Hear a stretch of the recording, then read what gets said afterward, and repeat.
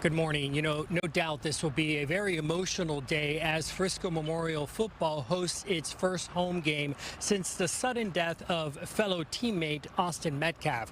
Now, 17-year-old Metcalf died in April after he was stabbed to death by Frisco Centennial High School student Carmelo Anthony during an incident at a track meet in Frisco.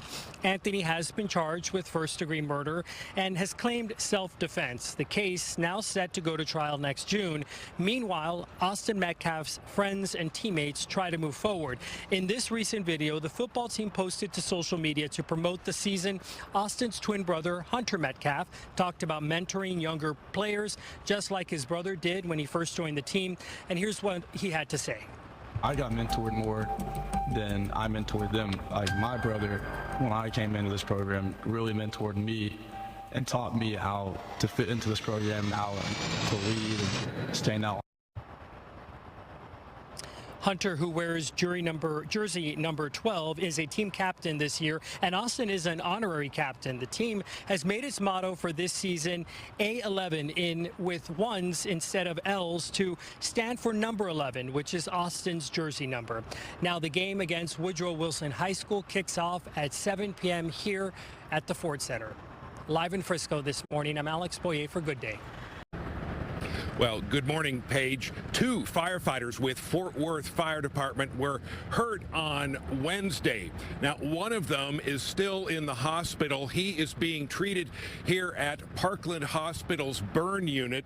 He is Caleb Halverson. His family says he is stable, but suffered second and third degree burns on his back, legs, hands, and face on Wednesday. Halverson was with a Fort Worth crew fighting a fire in an unoccupied small home on the city's south side.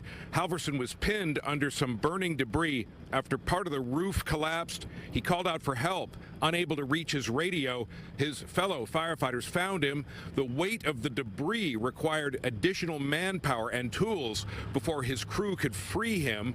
Once extricated, he was stabilized at the scene, then airlifted to the hospital. One firefighter recalled the chilling transmission that went over the department radio system. That radio traffic, it Mayday, Mayday, Mayday. And so it'll go over just like that. Like I said, that's what we train for. And so when you hear that, nothing else matters than to try to figure out how many people we've got injured, where they're located. From the time that Mayday was put out, I believe we had that firefighter extricated within 2 minutes. Caleb Halverson's family says he faces a long recovery ahead. Firefighters at the scene noted his survival was nothing short of miraculous. Another firefighter who helped rescue Halverson also suffered injuries. Troy Gallagher was taken by ambulance to a hospital, treated and released. In addition to the burns, which will require skin grafts, firefighter Halverson also suffered a possible shoulder tear and a severely dislocated knee. The cause of the fire in that empty house still being investigated. Live at Parkland Hospital, Dan Godwin on Good Day. The fair just a few weeks away. Fox 4's Ticia Muzinga joining us in studio with what we need to know. Ticia, good morning. Hey, good morning, guys. Yeah, so gun restrictions continue at the State Fair of Texas. The focus this year is on what bags fairgoers can bring. Now, fairgoers can bring small clutches, but clear bags must be no larger than 10 by 12 inches. The fair is also no longer allowing loose ice coolers. Plus, medical and child care bags will be searched upon arrival. Organizers say they have been working with the Dallas Police Department and fair security to ensure a safe environment for everyone. Partnership and the lessons that we learn here inside the fairgrounds are lessons that we take with us into the city of Dallas and enhance our response. And for that, we are very grateful. All the resources that we need are provided here. We are grateful for that, and we are so excited to be a part of the State Fair of Texas.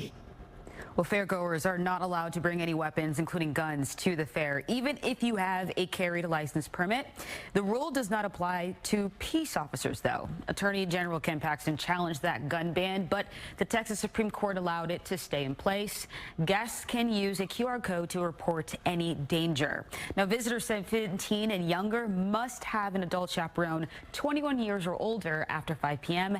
And people can no longer enter the fair and walk around before 10 a.m. Opening day, by the way, for the State Fair of Texas is September 26th. For Good Day, I'm Ticia Muzinga. The U.S. Health Secretary faced accusations, mostly from Democrats, that he broke his promise not to block access to vaccines. Good evening, I'm Steve Eager. I'm Heather Hayes. Robert F. Kennedy Jr. pushed back on claims that he is dismantling public health policy, although he dodged some questions about his actions. Fox's Rebecca Castor followed today's Senate hearing. It's a pivotal day for Health Secretary Robert F. Kennedy Jr. as he defends his Make America Healthy Again agenda. We at HHS are enacting a once-in-a-generation shift from a sick care system to a true health care system that tackles the root causes of chronic disease. But not everyone thinks Kennedy is the right man for the job. But RFK Jr.'s supposed solutions are not only wrong, they are downright dangerous.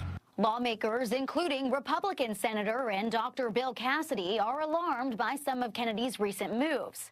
He's cut funding for mRNA vaccine research and changed COVID vaccine guidance for children and pregnant women. You promised that you would not take away vaccines from anyone who wanted them.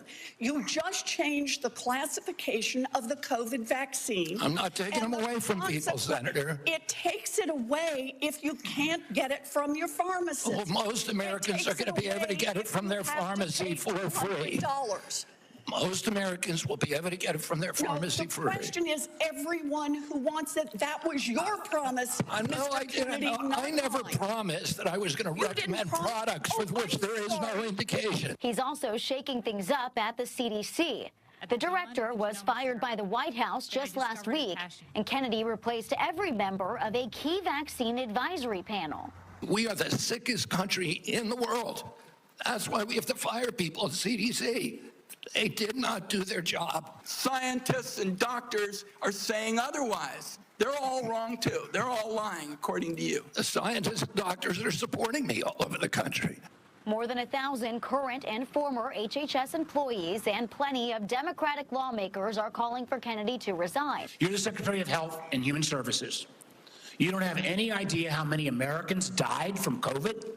I don't think anybody knows that because there was so much data chaos coming out of the CDC, and there were so many perverse incentives. And these are model You don't know the answer of how many Americans died from COVID. This is the Secretary of Health and Human Services. But his MAGA allies are cheering on his leadership. President Trump and Secretary Kennedy have made a steadfast commitment to make America healthy again. Kennedy's new vaccine advisory panel meets later this month, where they'll consider updated recommendations for COVID-19, RSV, and measles vaccines. In Washington, Rebecca Castor, Fox News.